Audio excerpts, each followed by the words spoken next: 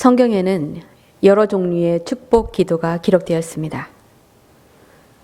구약에서의 대표적인 축복 기도는 하나님께서 모세를 통해서 제사장 아론에게 주신 축복의 말씀입니다. 민수기 6장 24절 26절에 여호와는 내게 복을 주시고 너를 지키시기를 원하며 여호와는 그의 얼굴을 내게 비추사 은혜 베푸시기를 원하며 여호와는 그 얼굴을 내게로 향하여 드사 평강 주시기를 원하노라 할지니라 하라. 신약에서 많이 알려진 축복 기도는 사도 바울이 고린도 교회에 보낸 편지 끝에 쓴 기도인데 이 기도문은 목회자들이 지금도 축도로 많이 사용하고 있습니다. 고린도 후서 13장 13절에 주 예수 그리스도의 은혜와 하나님의 사랑과 성령의 교통하심이 너희 무리와 함께 있을지어다. 성경 속에 있는 많은 기도 가운데 오늘 읽은 야베스의 기도 역시 많은 성도들에게 알려져 있고 또한 많은 저자들과 설교자들이 인용하는 축복 기도입니다. 오늘 추수감사주일에 주님께서 우리에게 이 야베스의 기도를 통해서 주시는 말씀을 함께 나누기를 원합니다. 오늘 본문 말씀 9절에 야베스는 그의 형제보다 귀중한 자라 그의 어머니가 이름하여 이르되 야베스라 하였으니 이는 내가 수고로이 낳았다 함이로다 하고 야베스와 그의 이름에 대해서 성경은 설명하고 있습니다. 이 말씀에서 우리는 야베스가 그의 형제 중에서 가장 존귀한 자였음을 알 수 있습니다. 이스라엘 사람들의 이름은 그들의 성품과 개성과 그들의 인생을 담고 있습니다.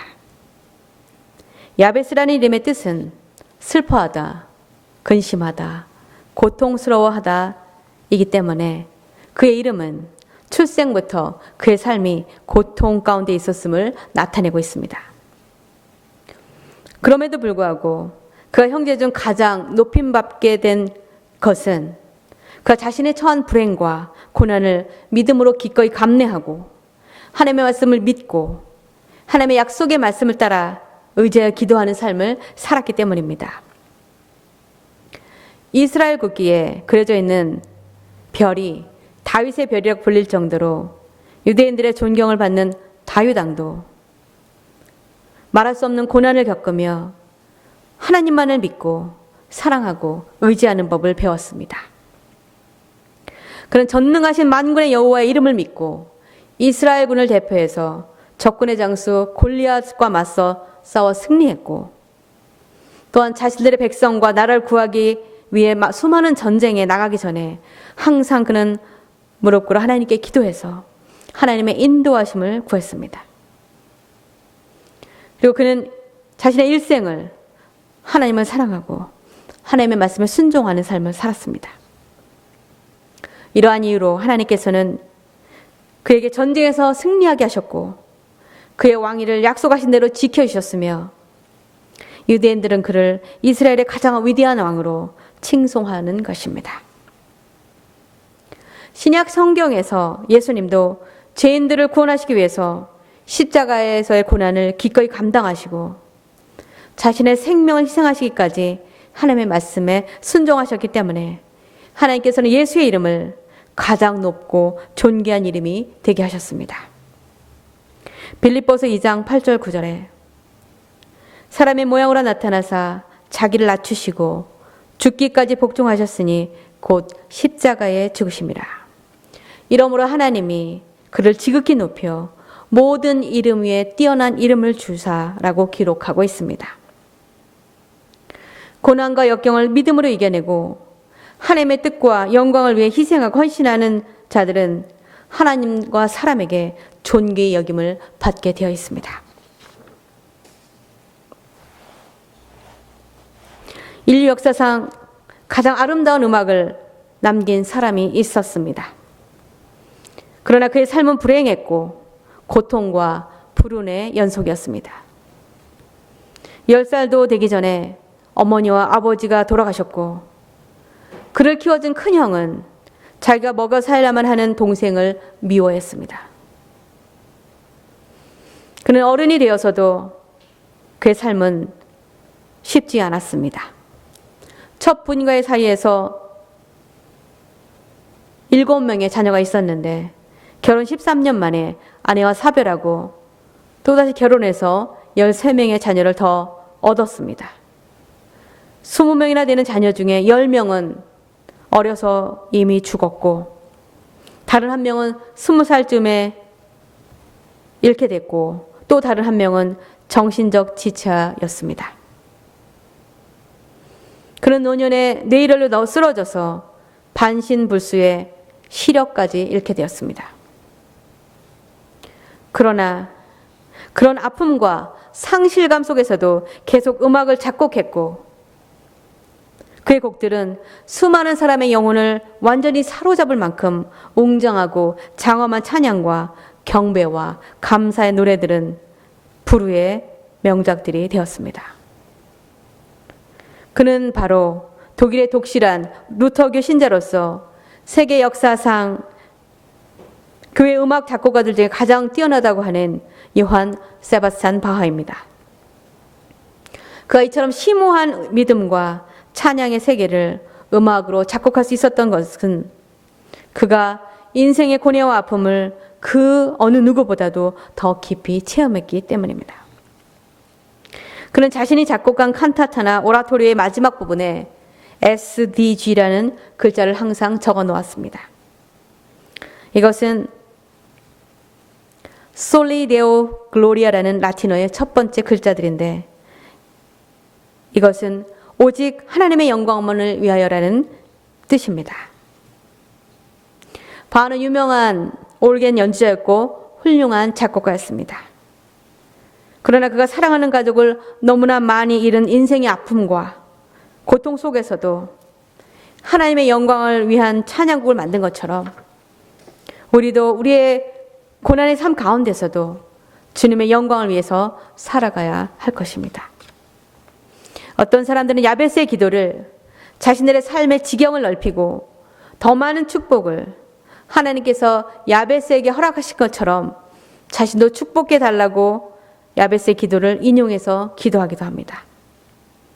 그러나 야베스의 존귀함과 축복은 고난을 믿음으로 이겨내고 하나님의 말씀대로 순종하며 살았기 때문에 얻어진 것임을 기억해야 할 것입니다. 둘째로 야베스의 기도는 그가 이스라엘에게 하셨던 하나님의 약속의 말씀을 믿고 부르짖어 기도할 때 응답되었다는 것입니다. 오늘의 말씀 10절에 야베스가 이스라엘 하나님께 아뢰어 이르되 주께서 내게 복을 주시려거든 나의 지역을 넓히시고 이 기도에서 그가 하나님께서 이스라엘 백성에게 하셨던 언약의 말씀에 근거해서 기도했기에 우리는 야베스가 하나님의 말씀대로 살아가는 믿음의 사람이었음을 알 수 있습니다. 우리가 하나님의 말씀에 순종해서 그리고 하나님께서 성경에 약속하신 말씀에 따라 기도할 때 우리의 기도도 응답받게 되는 것입니다. 시편 145편 18절 19절에 여호와께서는 자기에게 간구하는 모든 자, 곧 진실하게 간구하는 모든 자에게 가까이 하시는도다. 그는 자기를 경외하는 자들의 소원을 이루시며 또 그들의 부르짖음을 들으사 구원하시리로다 라고 말씀하고 있습니다. 그러나 우리는 종종 우리의 기도에 하나님의 응답이 없을 때 실망하거나 불평합니다. 그러나 그럴 때 우리는 먼저 우리 자신을 돌아보아야 합니다.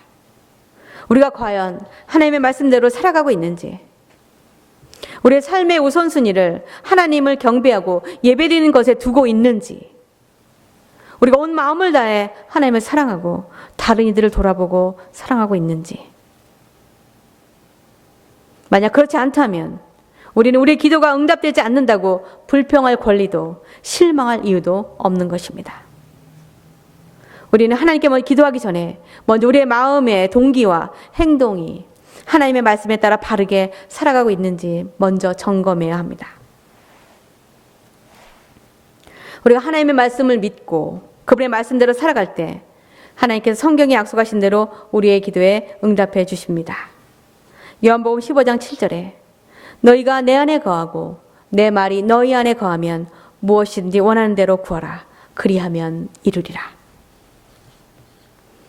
1800년대 후반에 고아들의 아버지라고 불리는 조지 뮬러 목사님은 한때 1000명의 고아가 있는 고아원을 운영하셨습니다. 어느 날 아침을 먹을 음식이 없는데도 그는 모든 고아들과 직원들을 불러 모아 식탁에 음식이 없어도 하나님께 감사의 기도를 드렸습니다. 그러 잠시 후에 한 채 빵사가 고아원 문을 두드렸습니다.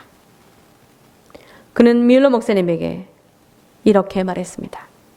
하나님께서 자신에게 전날 밤 빵을 구워 이 고아원에 갖다 주라고 인도하셨다고 말입니다.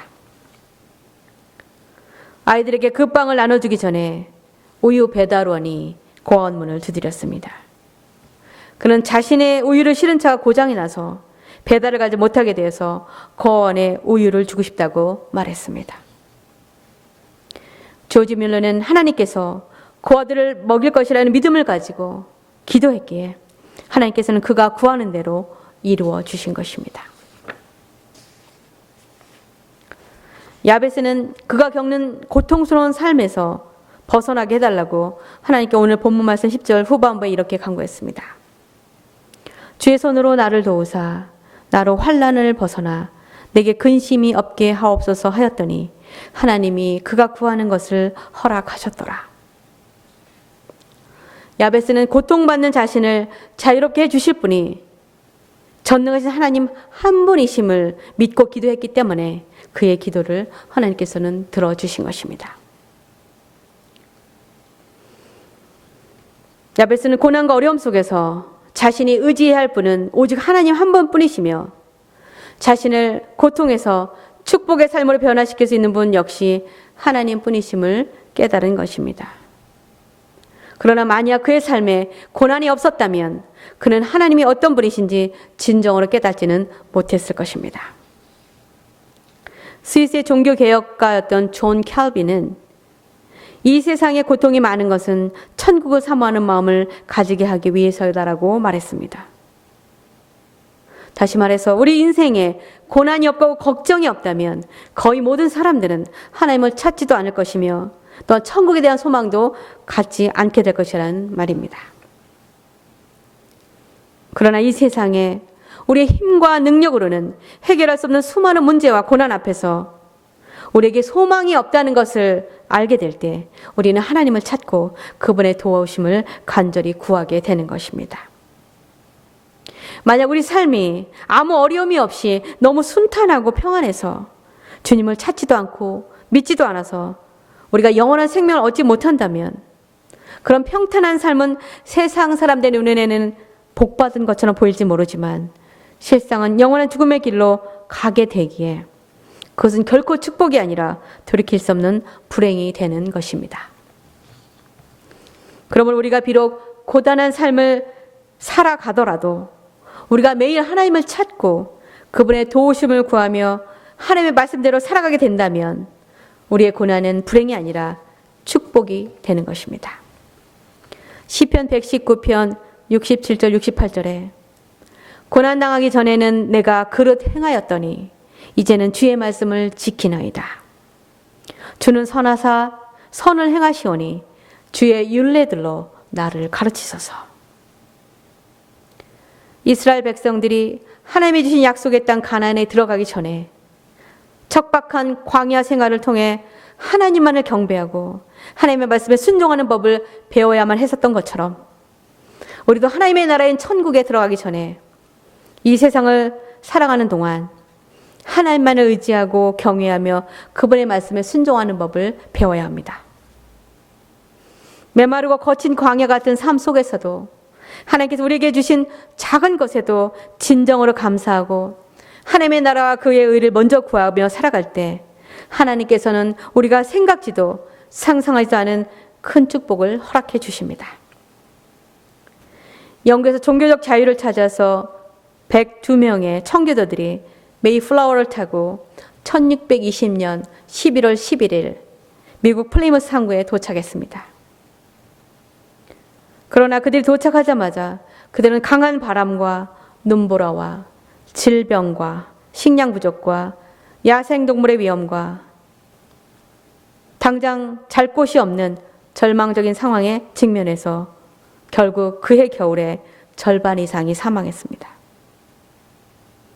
그러나 청교도들은 그런 어려움 가운데서도 통나무를 잘라서 가장 먼저 하나님께 예배드릴 교회를 먼저 짓고 학교를 지은 다음 자신들의 집을 지었습니다.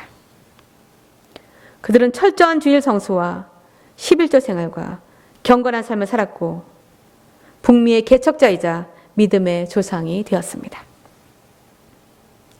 혹독한 그의 겨울이 지나고 따뜻한 봄날이 오자 살아남은 청교도들은 땅을 경작하고 그들이 가져온 보리와 밀 씨앗을 심었지만 토양이 다른 관계로 경작에 실패했습니다. 그러나 원주민들의 도움으로 옥수수를 심어 수확할 수 있게 되었습니다. 그래서 그들은 옥수수와 호박파이, 그 들판에 뛰어다니는 칠면조를 잡아 구워서 자신들의 생명을 지켜주신 것과 믿음의 자유를 주신 하나님께 진심으로 깊은 감사를 드리며 첫 추수감사 예배를 드렸습니다. 실제로 칠면조는 가장 맛이 없는 조류로 알려져 있지만 미국인들은 그들의 조상이 하나님께 감사하며 먹었던 전통을 기리며 지금도 매년 추수감사절에 칠면조를 먹는 것입니다. 살아남은 청교도들은 많은 가족과 친구를 잃었지만 그 고난과 아픔을 인내하고 먼저 하나님의 집을 짓고 적은 수확이었어도 하나님께 주신 것에 감사하며 하나님께 진정으로 예배드리는 그들의 마음과 믿음을 보시고 하나님께서는 그들의 후손들과 나라를 축복하셔서 400년밖에 안 되는 짧은 역사를 가졌지만 하나님의 말씀과 청교도 정신 위에 세워진 미국은 빠른 속도로 세계를 선도하는 나라가 되었습니다. 야베스는 비록 태어나면서부터 고통스러운 삶을 살았지만 하나님의 말씀을 믿고 신실한 삶을 살았기 때문에 존귀히 여김받았고 그가 하나님만이 자신을 안전하게 지키시며 그의 삶의 고통을 덜어주실 분임을 알고 부르짖어 기도했기에 하나님께서는 그의 기도를 들어주신 것입니다.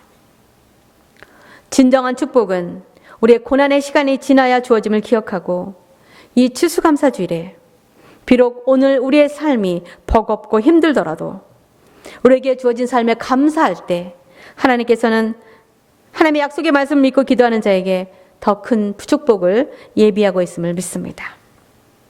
그러나 문제는 우리의 마음이 얼마나 주님 앞에 진정으로 감사하며 기꺼이 헌신하는가 하는 것입니다. 어떤 시골 목회자가 한 농부에게 물었습니다. 당신에게 100마리의 소가 있다면 그중 50마리를 하나님께 드릴 수 있습니까? 네, 물론입니다. 그럼 만약 당신이 1000마리의 닭이 있다면 그 중에 500마리를 하나님께 바칠 수 있겠습니까? 물론 기꺼이 드릴 수 있습니다. 그럼 당신이 돼지 2마리가 있다면 1마리를 주님께 드릴 수 있습니까? 그러자 그가 정색하며 대답합니다. 목사님, 그것은 공평하지 않습니다. 목사님은 제가 돼지 2마리 있다는 것을 아시지 않습니까? 자기가 가지고 있지 않은 것은 얼마든지 드릴 수 있다고 장담하며 말하면서 막상 자신이 가진 것을 드리라고 하니까 그것은 아까워서 그럴 수 없다고 하는 것은 결코 진정한 감사도 헌신도 희생할 마음도 없는 것입니다. 저는 저와 여러분이 야베스가 받은 축복만 바랄 것이 아니라 우리 앞에 고난과 희생을 믿음으로 기꺼이 감내하고 우리의 마음이 하나님을 진정으로 향하고 있는지 먼저 점검하고 하나님께 기도해야 할 것입니다. 다 같이 기도하시겠습니다. 고마우신 아버지 하나님, 지나온 한 해도 저희들을 은혜로 지켜주시고 저희에게 필요한 것들을 공급해 주셔서 감사합니다. 우리가 주님의 말씀 안에 늘 거하고 그 말씀을 믿고 순종하며 살아가게 하시고 우리가 살아가는 인생의 여정 가운데 힘겹고 어려운 날들 속에서도 언제나 하나님을 찾고 우리에게 허락하신 삶에 감사할 때 하나님께서 예비하신 축복을 받게 됨을 잊지 않게 하여 주시옵소서. 한 해 동안 선한 길로 우리의 삶을 인도해 주신 주님께 감사드리며 이 모든 말씀을 우리 삶의 모든 필요를 아시고 늘 채워주시는 예수 그리스도의 존귀하신 이름 받들어 감사하며 기도합나이다. 아멘.